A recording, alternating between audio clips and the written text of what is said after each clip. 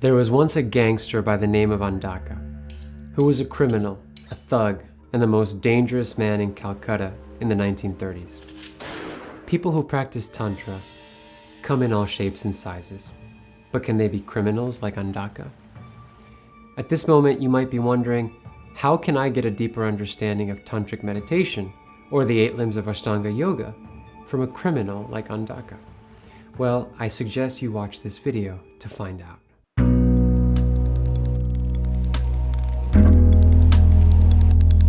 Namaskar.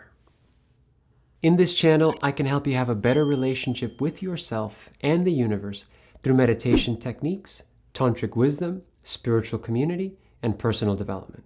It was the full moon of August in 1939.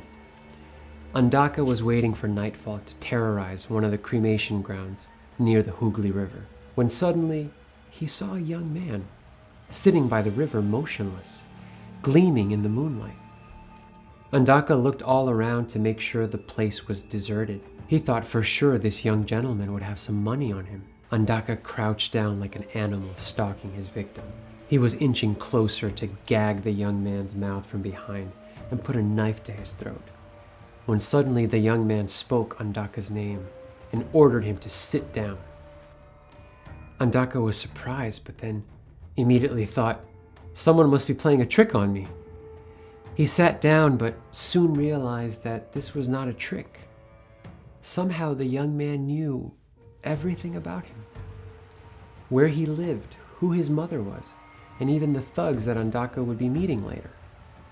The young man's name was Mahendra, a college student at the time, but also a tantric master who frequented cremation grounds during the full moon to do his meditation. Mahendra said, "I know you want my money, but I have something more valuable than money. Do you care to find out what it is?" "Yes," answered Andaka. "Well, first you must clean up. I can't take you to a party if you're covered in filth. Jump in the river and cleanse yourself, and then come back and sit right where you are." Andaka was astonished, but he decided to play along. He thought, who was this magician, and what tricks would he try to pull? He wondered how Mahendra knew all those intimate details about his life.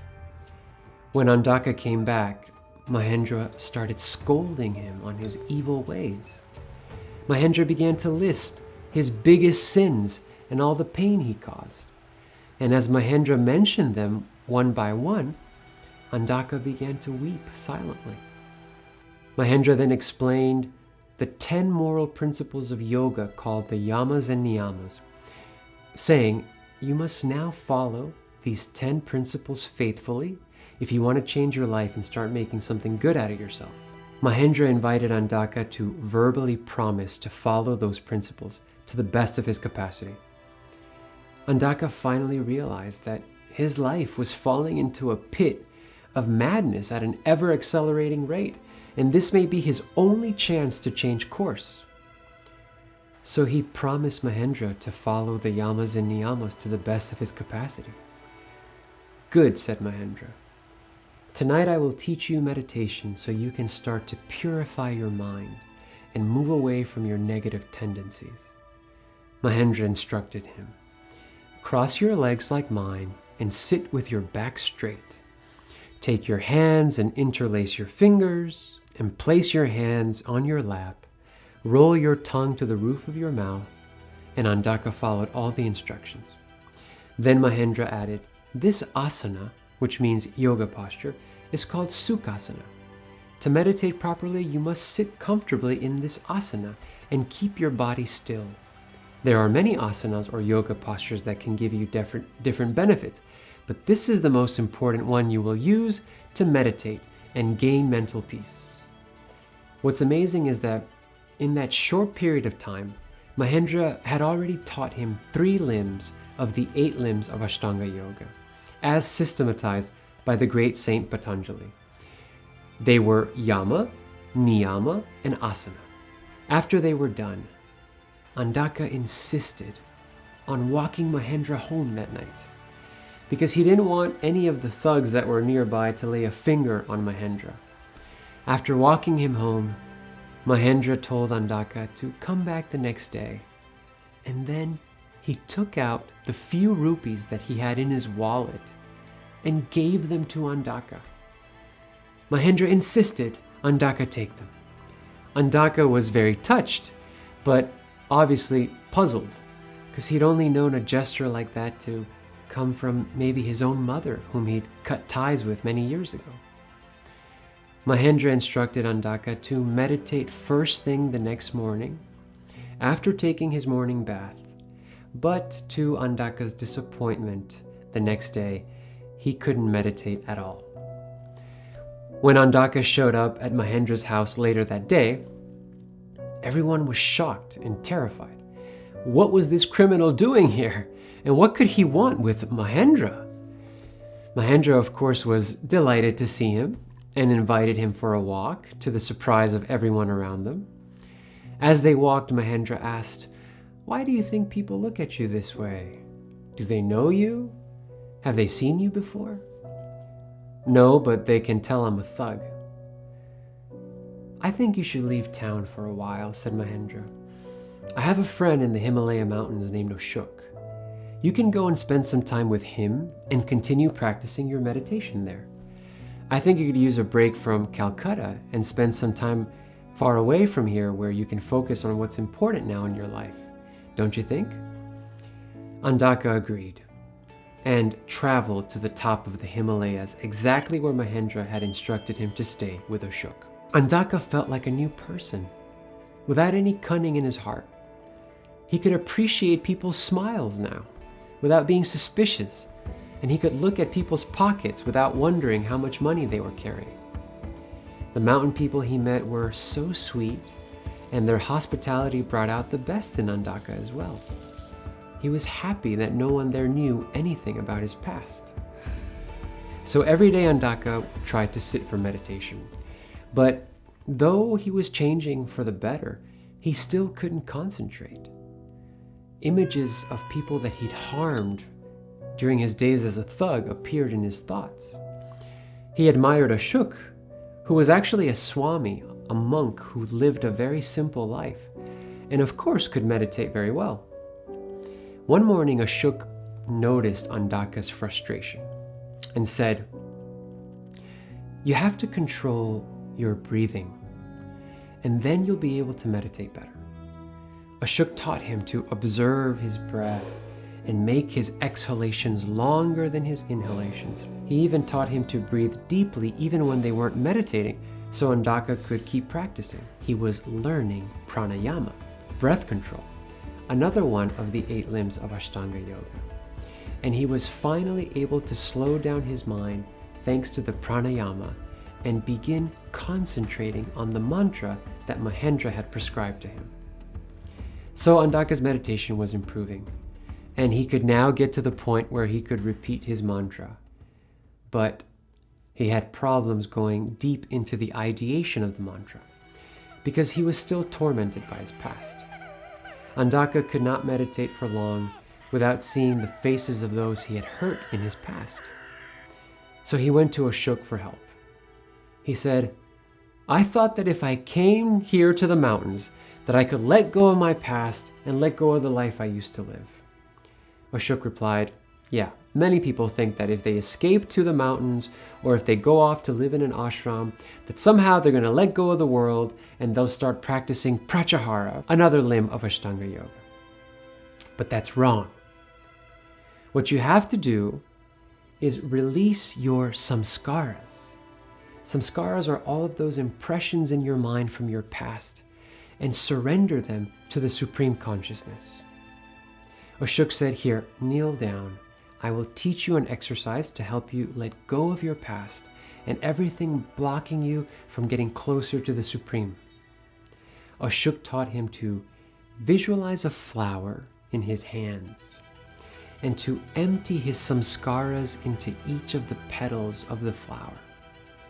Finally, he told Andaka to then offer that mental flower to the Supreme Consciousness, and then lower himself in a prostration on the ground as a way to surrender his ego and fully offer himself to the Supreme. This was a real act of pratyahara. letting go of the world, letting go of the burdens in his mind. So thanks to these exercises, Andaka could now finally start to practice the next limb of Ashtanga Yoga, which is dharana, or concentration. He could now concentrate on his mantra, and in general, he was more in the present moment with everyone that he met and with the beautiful nature that was around him. The more he practiced doing the pratyahara exercise and the pranayama, and being more in the present moment with nature and the people around him, the more he could feel the true divine essence of all that he came in contact with. And like that, he started entering into a relationship with something much bigger, the supreme consciousness. So now in his meditations, he began to feel this effortless flow toward the supreme. It was a love that went both ways, allowing Andaka to achieve dhyan, which is the seventh limb of Ashtanga Yoga. Dhyan means to move toward the supreme in an unbroken flow. After a few more months with Ashok, one day Andaka decided it was time to return to Calcutta to visit his beloved guru Mahendra. He was now dressed in saffron robes like Ashok. His hair and his beard had grown long. He wore a saffron turban now too. He had become a renunciate by his own accord and had a strong desire to serve his young guru Mahendra. When he walked back through the same streets of his past, none of his old acquaintances recognized him. The everyday people who would normally be afraid of him were smiling kindly on him and offered him food, but Andaka's visit would be short because Mahendra had some new plans for him. Mahendra said, "I want you to continue your travels, because right now I cannot keep you as my disciple. In time, I will start a spiritual organization, and I will call you then to come help me organize it. In the meantime, go off now and teach others the meditation you have learned and serve humanity. Before you leave, I will teach you a few more meditation lessons and give you a new name, Andakananda, adding Ananda to his name, which means infinite bliss." Andaka was devastated and cried profoundly, but he accepted, and before he left, they embraced. And during this embrace, Mahendra started to understand the eighth limb of Ashtanga Yoga better, Samadhi, unification with the Supreme Consciousness. Embracing Mahendra, he could feel oneness with the universe, and he lost track of time, and he felt like he was no longer there, that there was only Mahendra there, or only the Supreme Consciousness. His meditations were much deeper after that, and as he traveled wandering through India alone, he could give others a taste of this feeling and taught meditation to as many people as he could. Do you want to practice a meditation technique that incorporates all 8 limbs of Ashtanga Yoga, just like Andakananda? Watch this video where I created a guided meditation to help you apply the 8 limbs of Ashtanga Yoga in your meditation. That's right, just like you saw Andakananda do externally in this video, you can do all those things internally, practicing asana, pratyahara, pranayama, dharana, dhyan, and samadhi in the meditation that I'm going to teach you. Click on this video right over there and start meditating like Andakananda right now. Namaskar.